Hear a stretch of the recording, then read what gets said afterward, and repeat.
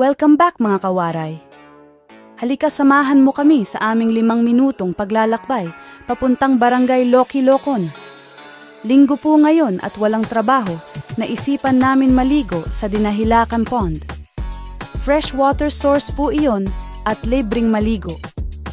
Halikael at mag-chill ride na tayo. Kasama ko nga pala ang apo ko si Liam. Umalis kami ng hapon 4 p.m. Mga 30 minutes ride lang from Catbalogan to Loki Locon.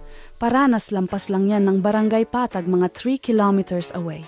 Paglampas ng Barangay Patag ay madadaanan natin ang unang tulay. Dito na ang Villa Escobar Resort. Fresh water din sila. May bayad entrance and cottages. With overnight stay, pabook lang kayo kung gusto nyo dyan. Dito lang kami sa unahan sa Dinahilacan. 1 hour lang naman kami magbababad sa malamig at malinis na tubig at balik na sa bahay.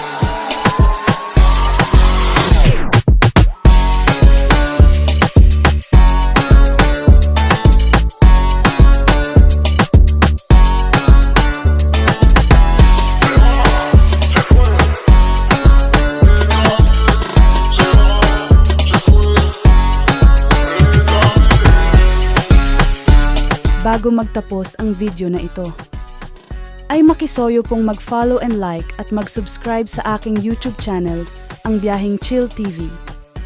Pakipindot rin ang bell button para updated kayo sa mga darating naming mga video. Salamat po. Naway nasiyahan kayo sa video na ito.